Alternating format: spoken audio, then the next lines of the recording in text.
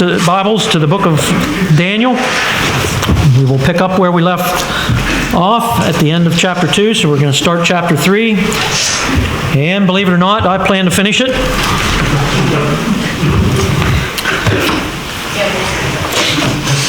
I always say the road to hell is paved with good intentions, but we are going to give it a go.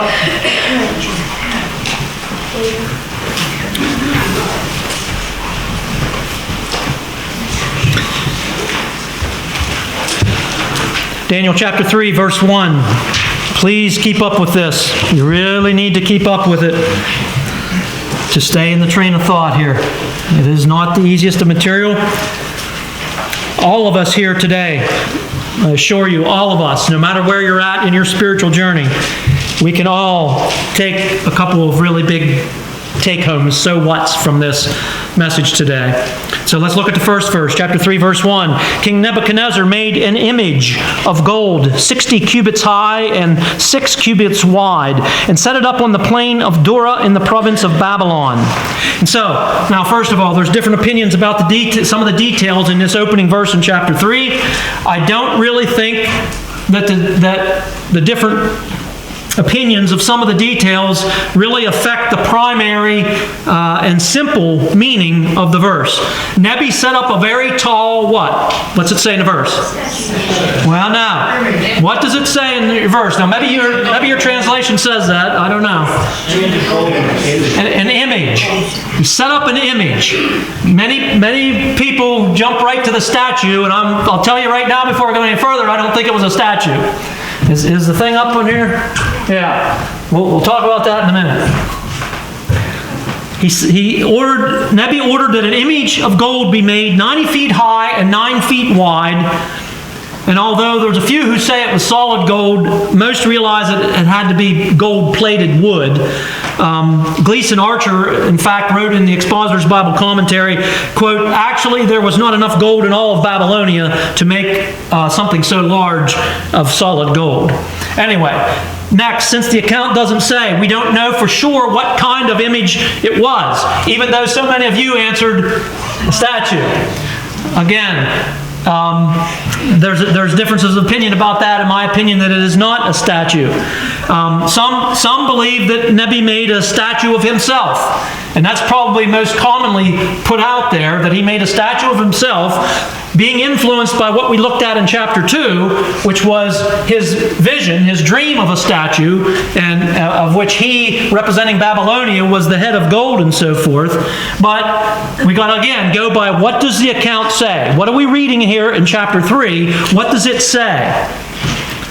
Many other people think Nebi made had a statue made that was an image of the Babylonian god Nabu.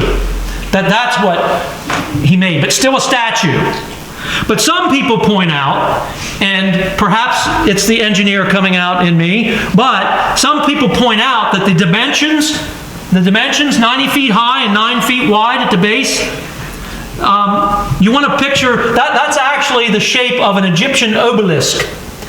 What's on the screens? Some of you know, I know. It's the Washington Monument. You see the shape of it? Again, it parallels the dimensions of an obelisk, which were like a 10-to-1 ratio height to width.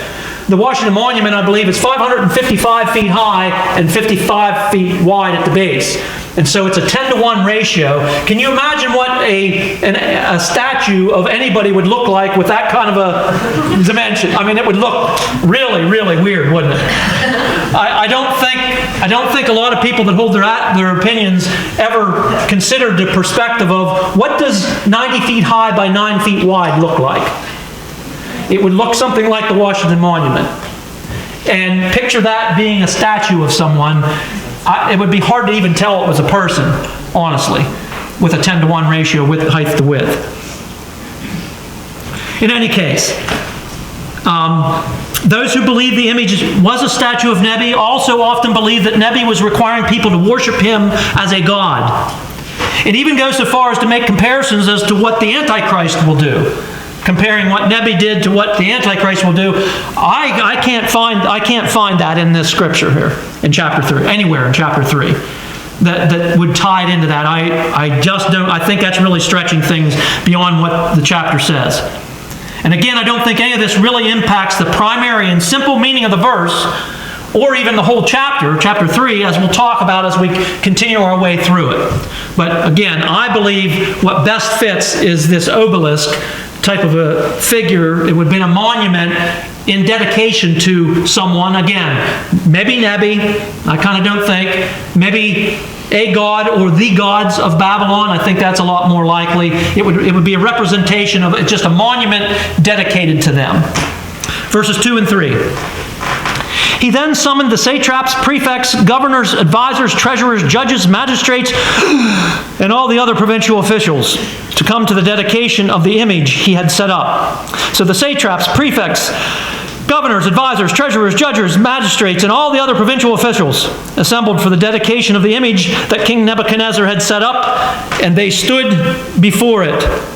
So the various titles, all these titles that I couldn't do in one breath, they're likely covered anybody who served in an official capacity under King Nebi, probably everybody from Nebi's chief advisors, from his representatives to his military commanders to his government officials to his judges, probably all of the above, all those kinds of folks. He ordered them all to come and gather where?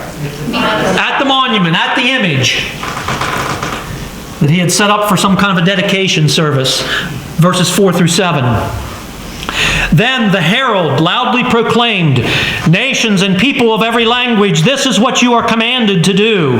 As soon as you hear the sound of the horn, flute, zither, lyre, harp, pipe, and all kinds of music, you must fall down and worship the image of gold that King Nebuchadnezzar has set up. Whoever does not fall down and worship will immediately be what? Thrown into a blazing furnace. And therefore, as soon as they heard the sound of the horn, flute, zither, lyre, harp, and all kinds of music, all the nations and peoples of every language fell down and worshipped the image of gold that King Nebuchadnezzar had set up." And so since the officials were commanded not only to fall down before the image, but also to what? Worship it. It seems like this whole deal had more than just political significance. It seems like Nebi was making a point even as far as religion, that he was in control of even religion in Babylonia. And so, again, it's debatable whether Nebi was calling on people to worship him personally, or whether he was calling on them to worship a Babylonian god, which I think, again, is more likely. But the primary point either way was that the king claimed absolute authority over everything, including religion. And he demanded that the image be worshipped, and then everyone was expected to do it. He would not tolerate disobedience.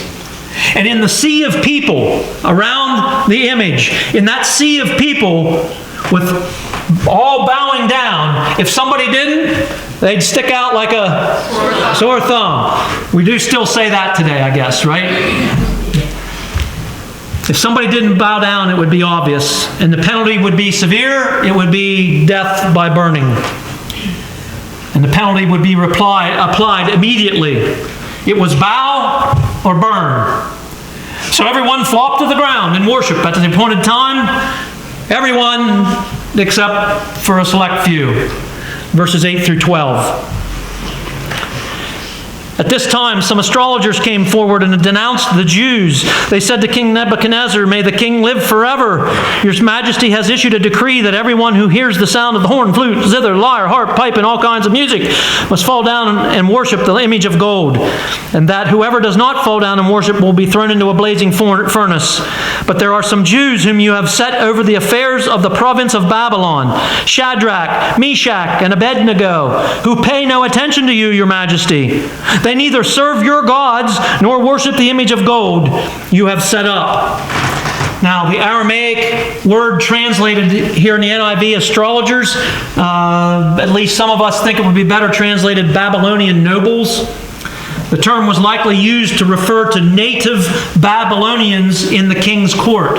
In other words, again, Nebi brought people in from other nations that he conquered, the cream of the crop from other nations to serve in his government.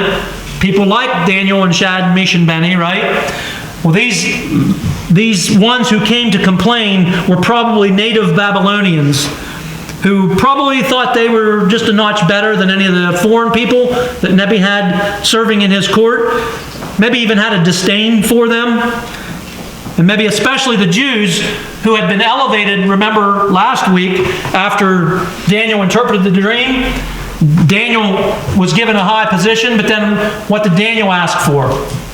That Shad, Mesh, and Beni would also get some type of an official position in which Nebuchadnezzar had given them. And so probably the Babylonians that were in the king's court probably especially didn't have a real keen opinion of Shad, Mesh, and Beni because of the fact that they were elevated to even these higher positions in the court, in the king's court.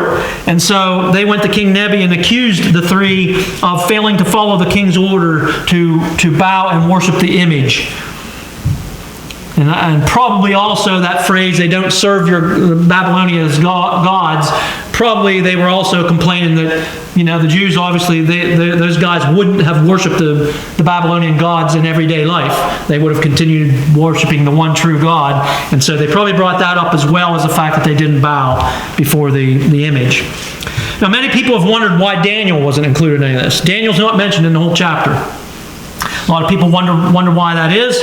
From what we know of him, including what we haven't got to chapter 6 yet, but we all know about Daniel in the lion's den, or most of us do. We know he wouldn't have bowed down and worshipped the image either. Now, that would have been idolatry, something God had prohibited in the Mosaic Law. Various guesses have been made as to why Daniel wasn't mentioned in this situation, why he wasn't involved in it, apparently. Maybe he was away, like on some kind of business. Maybe he was sick. Maybe the Yahoos accused the three. Maybe Daniel was in a different place and he didn't bow down, but those Yahoos that accused Shad, Mesh, and Beni weren't where Daniel was. They didn't see that he didn't bow down, and nobody from there reported Daniel. We don't know. We simply just don't know. He was not mentioned, so apparently he was somewhere else. He wasn't there. But it doesn't change anything about the account that's relayed to us in these verses. 13 through 15. Verses 13 through 15. Furious with rage, Nebuchadnezzar summoned Shadrach, Meshach, and Abednego. So these men were brought before the king, and Nebuchadnezzar said to them, "Is it true, Shadrach, Meshach, and Abednego, that you do not serve my gods or worship the image of gold I have set up? Now when you hear the sound of the horn, flute, zither, lyre, harp, pipe, and all kinds of music, if you are ready to fall down and worship the image I made, very good. But if you do not worship it, you will be thrown immediately into a blazing furnace. And then what God will be able to rescue you from my hand?" So the privileges and positions given to these three men, these three Jewish young men, at Daniel's request, didn't exempt them from submitting to the king's commands. And it seems like King Nebi here said something like this, maybe. Is this really true? Like, I can't imagine that you would deliberately obey me. I know you're smarter than that. I'm the most powerful man in the world. After all I have given you, surely there's some mistake here. Surely this can't be true. I'll give you a chance to prove that it's not true. And then Nebi said something that, again, I think is interpreted in different ways. He said, "What God would be able to rescue you from my hand?" Some people believe that that was a statement of disdain against the God of the Jews. Similarly, around 150 years previously, the king of Assyria had openly disrespected God. King Sennacherib of Assyria had said, "Do not let the God you depend on," he was speaking to the Jewish people, "do not let the God you depend on deceive you when he says Jerusalem will not be handed over to the king of Assyria. Surely you have heard what the kings of Assyria have done to all the countries, destroying them completely. And you think you'll be delivered? Did the gods of the nation that were destroyed by my forefathers deliver them?" That's in 2 Kings 19, verses 10 through 12. And Sennacherib's military commander had said, quote, "Has the God of any nation ever delivered his land from the king of Assyria?" That's in 2 Kings chapter 18, verse 33. And of course, what ended up happening to Sennacherib's army outside of Jerusalem? Something major. Big deal. 180. In one night. What was it, Steve? 185,000. 185,000 soldiers dead in one night. They went to bed. God sent an angel to slay them, an angel of death. And the survivors woke up and there were 185,000 dead soldiers in the camp. And Sennacherib turned his tail and ran back home. The reality is that, yes, other countries that Assyria conquered called upon their gods to save them, and they didn't. But guess what? Guess why? Because there are no other gods. They don't even exist. It's not that they're not powerful enough. They don't even exist. The one true God is the only one who actually exists and can do anything. And that's still the case, obviously, today. So the one side of thought is that when Nebi said that statement about what God can deliver you from fire, when you're thrown into fire, what God can keep you from getting incinerated. And they think that some people think he was referring specifically to Israel's God and like kind of dissing him, like he's not going to be able to save you.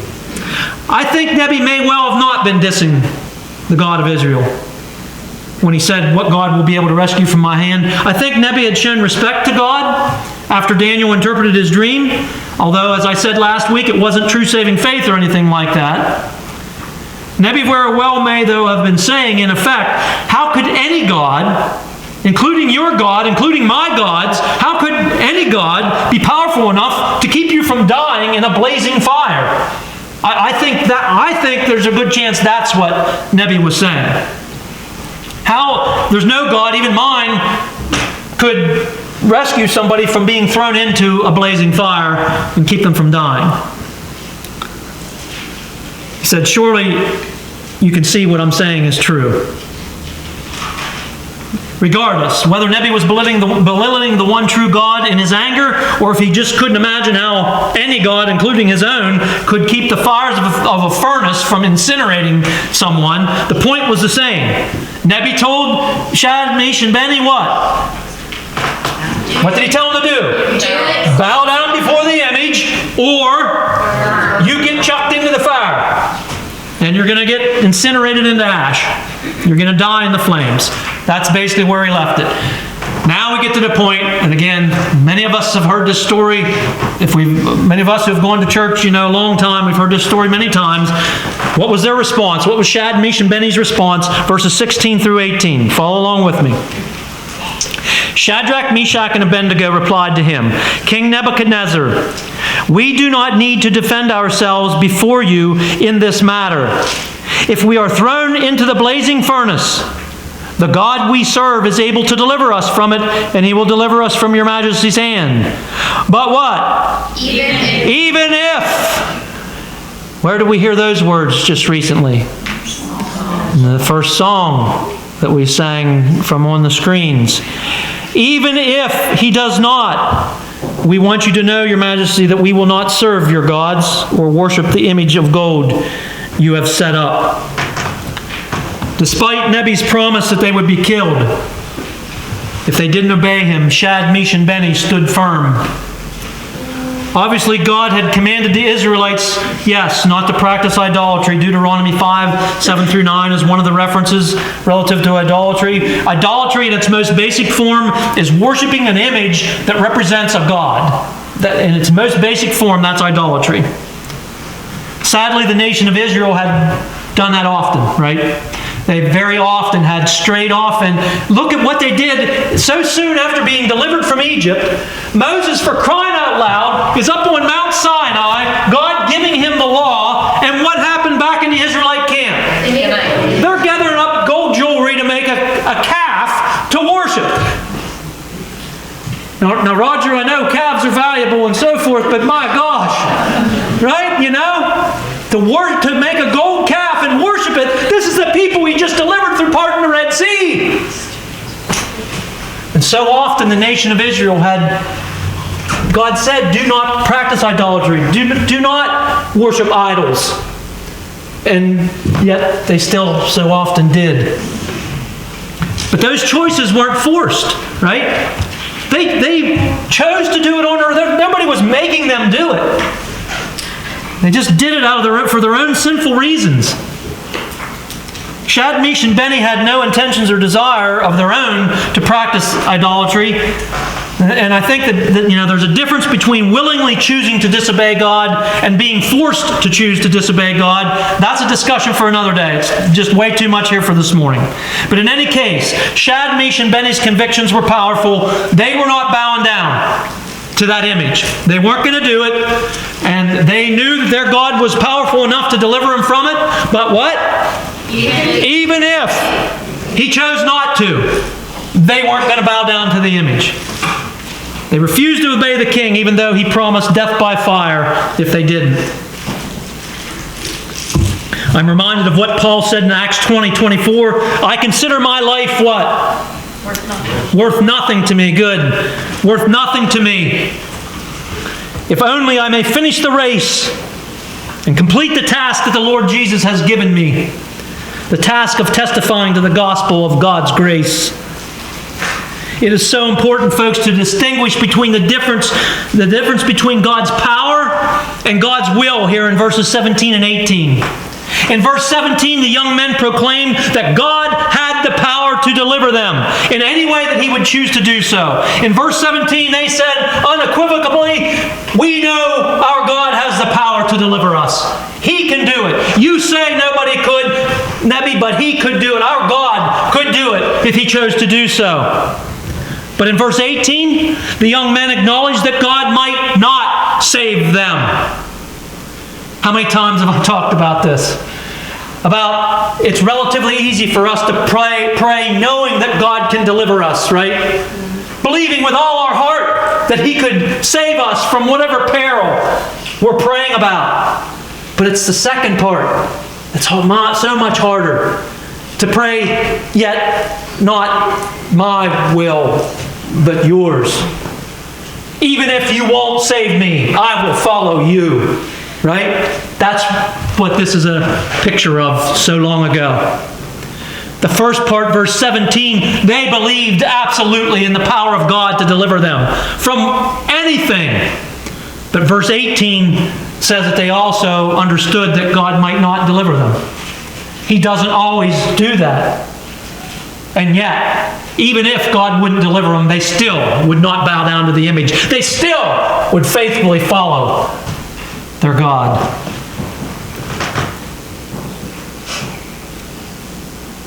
Shad, Mish, and Benny's convictions were so strong that they were willing to die for them.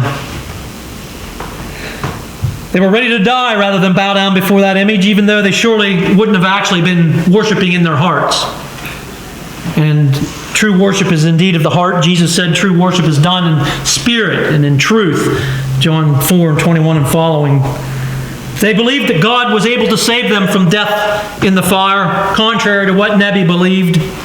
But their most powerful statement by far was what? Even if you don't, even if God does not choose to deliver us, we still will not even go through the motions of worshiping an idol or serving false gods. Miracle or not, deliverance or captivity, life or death, they were going to honor God. Whatever God did or did not do was up to him. They would accept the outcome and they would trust. And again, I talk about that a lot. Something that God has really, really brought me through the years around to understand that even when he is not answering what I want, that I say, I still trust you, God. I don't understand this. It doesn't even make sense to me, but I know you can. But even if you don't, I will still trust you. I trust you. I trust your wisdom. I trust your will. I trust what you decide to do or not to do. Now, I'm not claiming that I do that perfectly all the time. I'm just saying I really have been led to that train of thought a lot over the years.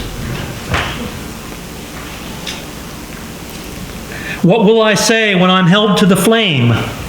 Like I am right now, the song went. God, when you choose to leave the mountains immovable, referring to the fact that God could move the mountains if He chose to, and He can move the mountains in our lives if He chose to. But when He chooses not to do that, when He chooses to leave the mountains unmoved, oh, give me the strength to be able to sing even then, all is well with my soul. I know You're able. I know You can save through the fire. With Your mighty hand, I know it. But even if You don't, my hope is in You alone. Someone once said that the ultimate display of godly courage is not to die with a desperate expectation that God will somehow intervene at the last moment, but rather to live or die in complete confidence that God will do what He will do, that He is in control, and that the true believer is safe in His hands no matter what happens here on this earth. I don't have a reference to that. I'm not sure why. I couldn't find where I got that from. In 1837, 3 young pastors and their wives set out from England for the Fiji Islands. They were going to a very difficult assignment. The work there was only 3 years old, and the people were cannibals. The captain of the ship that took them from England to the islands tried to persuade them, tried to change their minds. He told them, "You are going to lose your lives, and so are your wives, if you go among these savages." And one of the pastors replied, "We died before we left." You know what Bible verse he was talking about? I have been crucified in Christ, and I no longer live, but He lives in me. That's Galatians 2:20. These pastors and their wives lived. They went among the cannibals and they lived. And many people on those islands came to be followers of Jesus. Now the other side of the coin. In Ecuador in 1956, missionaries Jim Elliot, Nate Saint, and 3 others were killed by natives they were trying to reach for Jesus. Many of those natives later became believers in Jesus through the work of Elliot's widow and Saint's sister, among others. God's will was accomplished in both of these situations. Though obviously in the second one, 5 young men died, women lost husbands, children lost fathers. The will of God is often not easy for us to grasp. But ultimately, our hope is still in Him alone. And folks, I don't say this lightly. This was one of the times where at my desk, as I typed these words this week, I cried. Because I know, believe me, I don't stand up here and say this stuff without understanding that before this day is over, something could be on me. It could be my family. It could be my health. Many of us have already experienced trouble and tragedy. Many of us already understand this kind of heartache. That heartache could be mine again before this day is over. I understand that. I don't say what I say lightly. But yet I will hope in Him. I will trust in Him. Psalm 118 is quoted in Hebrews 13:6 to bring courage to believing readers. It says, "So we say with confidence, the Lord is my helper. I will not be afraid. What can mere mortals do to me?" Well, pretty nasty things, actually. Up to torture and killing you. But then Jesus said, "I tell you, my friends, do not be afraid of those who kill the body. And after that, they can't do any more to you." Right? Okay, yeah. They can't do anything after that, but boy, that's a lot they can do before that, right? But it all ties into this. Our hope isn't in this life. Our hope is in the eternity that comes next. The Bible doesn't promise us that we'll be protected from harm. Doesn't promise us we'll be kept from troubles, trials. Doesn't promise us that we won't suffer. But we are promised that God will be with us in the midst of all of it, and ultimately He will deliver us to our eternal home, where trouble and suffering and all that stuff will be no more. forevermore. Verses 19 through 23. Then Nebuchadnezzar was furious with Shadrach, Meshach, and Abednego, and his attitude toward them changed. He ordered the furnace heated 7 times hotter than usual, and commanded some of the strongest soldiers in his army to tie up Shadrach, Meshach, and Abednego, and throw them into the blazing furnace. And so these men, wearing their robes, trousers, turbans, and other clothes, were bound and thrown into the blazing furnace.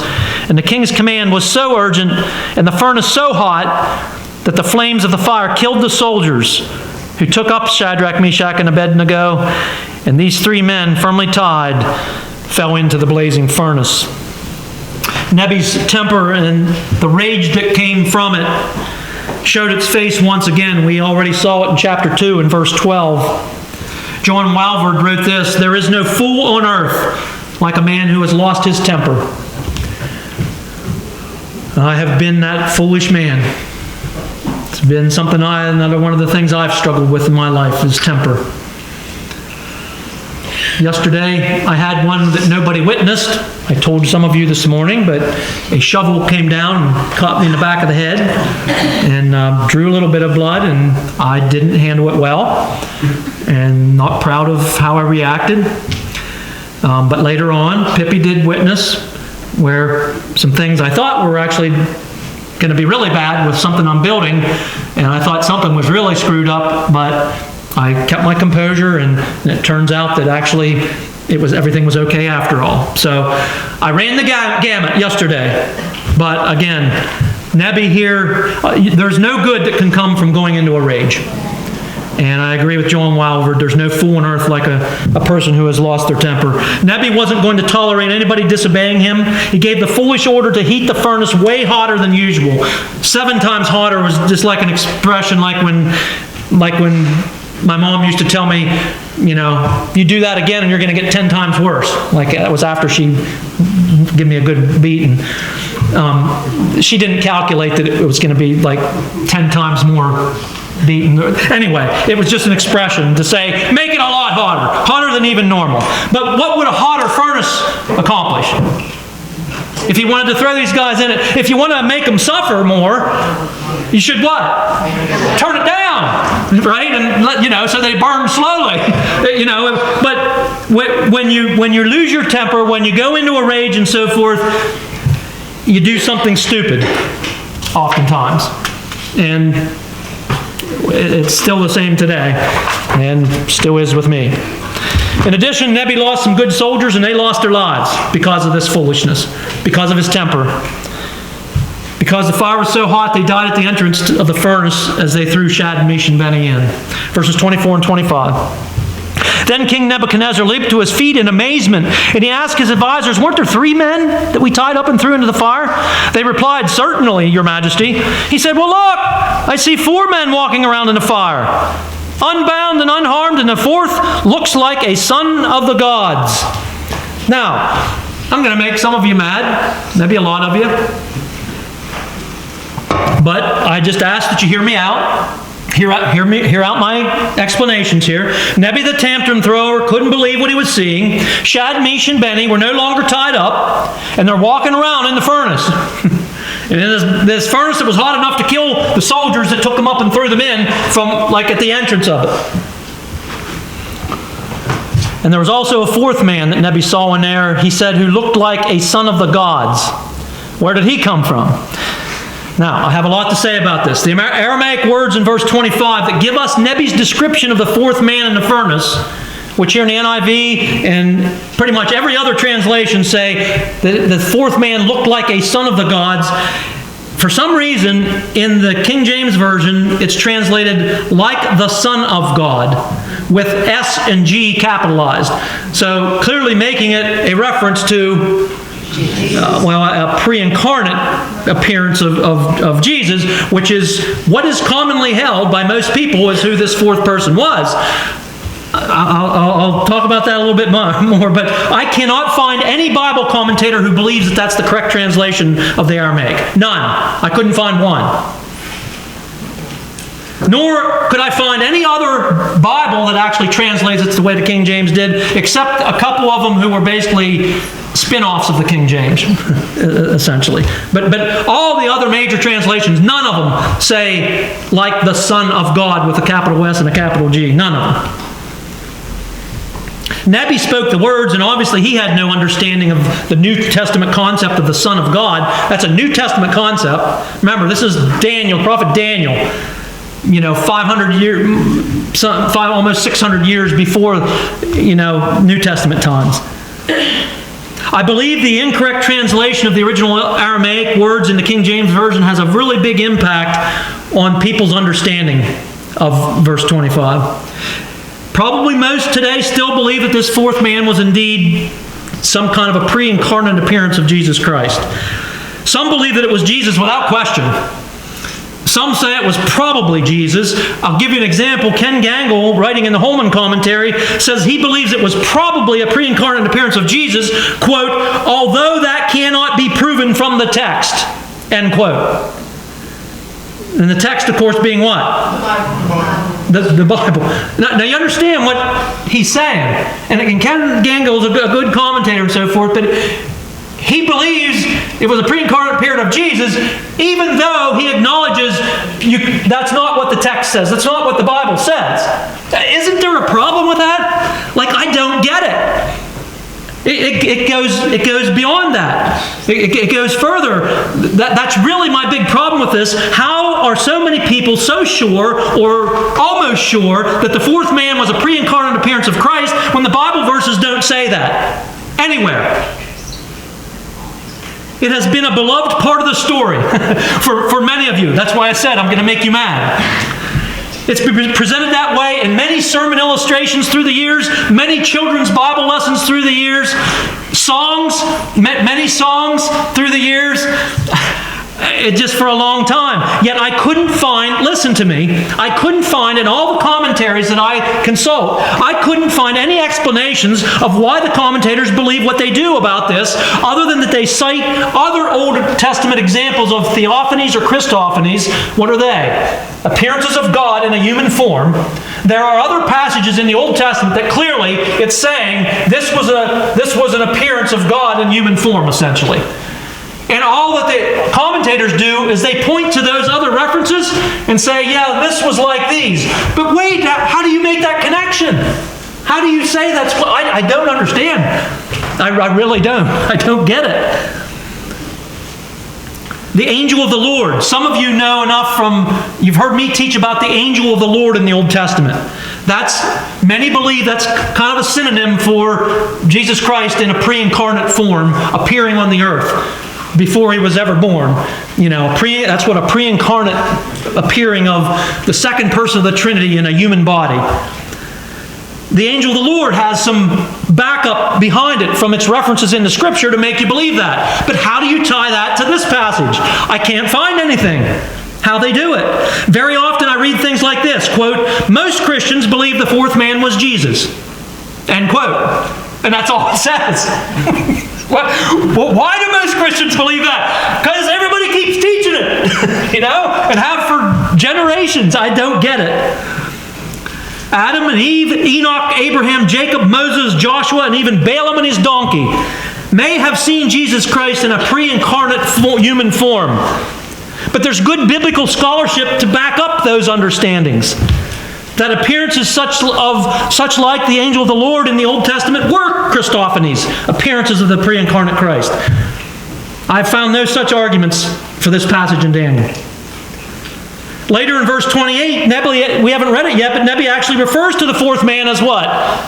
Those of you, I hope you all have read this all ahead of time. An angel sent by God. An angel sent by God is what Nebi referred to that fourth man later on here at the conclusion. Surely then we could agree at least that it's a possibility that the fourth man was actually just an angel. Right? And I think the evidence from the actual Bible verses make it a really strong possibility. Here, theologian and pastor John MacArthur wrote that the fourth person could possibly have been the second person of the Godhead in a pre-incarnate appearance, and that's all he said. He just said, it could be, but that's as far as he was willing to go. Thank you, John. for not going any farther than that.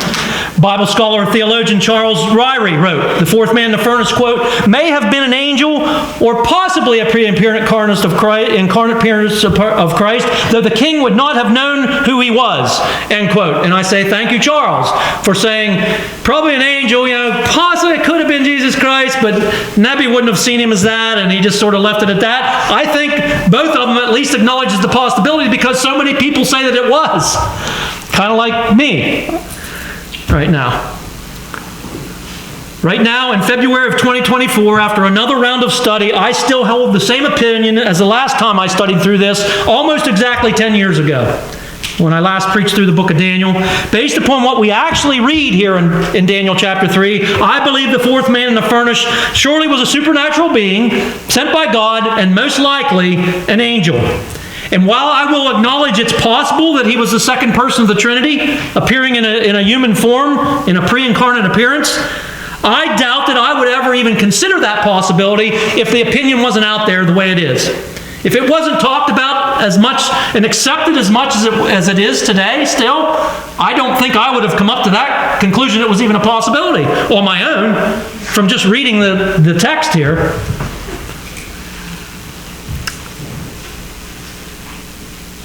I also think the attention given to Jesus supposedly being in the furnace often distracts people from the primary points of the passage that we talked about earlier, the even if and the perspective of Shad, and Benny, that their God's powerful enough to deliver them, but even if he doesn't, they're still going to honor him. I think we get so focused in on the Jesus part of it, which I don't think is right, that I think people miss the main point, honestly. Verses 26 through 30. Finish this up. Nebuchadnezzar then approached the opening of the blazing furnace and shouted, Shadrach, Meshach, and Abednego, servants of the Most High God, come out. Come here. So Shad, Meshach, and Benny came out of the fire, and the satraps and the prefects and the governors and the royal advisors crowded all around them. And they saw that the fire had not harmed their bodies, nor was a hair of their head singed. And the robes were not scorched, and there was no smell of fire on them. And then Nebuchadnezzar said, Praise be to the God of Shadrach, Meshach, and Abednego, who has sent his angel and rescued his servants. And by the way, the Greek translation of the Old Testament, which is called the Septuagint, the word they use there is angelos, which is the Greek word translated angels. So anyway, another little tidbit for you. Who has sent his angel and rescued his servants. They trusted in him and defied the king's command and were willing to give up their lives rather than serve or worship any god except their own God. And therefore I decree that the people of any nation or language who say anything against the God of Shadrach, Meshach, and Abednego be cut into pieces and their houses be turned into piles of rubble, for no other God can save in this way. And then the king promoted Shadrach, Meshach, and Abednego in the province of Babylon. And so Nebi, amazed, probably stunned, he called Shad, Meshach, and Benny out of the fire. The fourth man in the furnace apparently just disappeared. Nebi recognized the young men's God as the Most High God. King Nebuchadnezzar used that phrase, the Most High God. He declared the miraculous act of them brought out of the deadly fire without any harm to their bodies, hair, or clothing. They didn't even smell like smoke. I can't even burn the trash without smelling like smoke. He declared all that to be the work of their God and declared that their God was to be held in high honor by all in Babylon because no other God, see, he still believed in other gods. No other God could save anybody in such a way. Again, I think this supports my view that Nebi's statement earlier in verse 15 reflected his belief that just not any God, even his gods, could save a person from dying in a blazing furnace. The one true God had indeed proven that he alone could physically save someone in such a miraculous way. And of course, we know that more importantly, the one true God alone is the only one that can save us from our sins. As when Nebi acknowledged God after Daniel told him his dream and interpreted it, I don't think Nebi's praising of God here, I don't think we should confuse that with personal faith. Of course, James 2:19 says even the demons believe in God. Nebi didn't turn away from his gods. He didn't forbid the people of Babylon from worshiping the gods of Babylon. And he likely continued to actually promote the worship of the gods of Babylon. Nebi simply decreed that no one was allowed to say anything against the God of Shadmesh and Beni. Lastly, and likely to the dismay of the members of the Babylonian upper crust, Shadmesh and Beni received even better positions in the king's court. Well, going back to the point of the story, which has, I believe, the greatest impact on us today. To wrap this up relative to, what is our take-home out of this? What is the biggest thing that affects our lives today? I quote someone I know and respect greatly, Dr. Randy Smith. He wrote, 3 men were hurled into a fiery furnace, but their God had things under control. The powerful man of the world stood in awe, while the king of the ages demonstrated true power. Yes, the men walked out of that furnace and showed the power of the God they served. All this happened because they completely understood and lived out one essential truth. Their lives were not their own. Their lives didn't just solely belong to them. Their troubles were nothing less than, listen to this, their troubles were nothing less than God's platform to use each of them to speak to others. Every believer must face that difficult lesson. We aren't always going to be protected from troubles, but we get 2 opportunities. First, with trouble, we are given an opportunity to display God's love and power in the midst of that trouble. Secondly, in the fire of trouble, God draws nearer to us than we have ever known before. Let's say it plainly. When we fear the fire more than we fear God, we become ineffective and uncertain in testimony. When we recognize we are His, He uses us profoundly. End quote. Be still, my soul. The Lord is on thy side, speaking to my soul. Bear patiently the cross of grief or pain. Leave it to thy God in order to provide. In every change, He faithful will remain. Be still, my soul. Thy best, thy heavenly friend, through thorny ways leads to a joyful end. Eventually, speaking not of necessarily a joyful end on this earth. Be still, my soul. Thy God doth undertake to guide the future as He has the past. Thy hope, thy confidence, let nothing shake. All that's now mysterious shall be bright at last in the end. Be still, my soul. The waves and the winds still know His voice, who ruled them while He dwelt below. Be still, my soul. The hour is hastening on when we shall be forever with the Lord. When disappointment and grief and fear are gone, when sorrow forgotten, love's purest joys then restored. Be still, my soul. When change and tears are past, all safe and blessed, we shall meet at last. That's a closing hymn. That's the lyrics to number 712 in the hymnal. Be still, my soul. Turn there and sing as we close.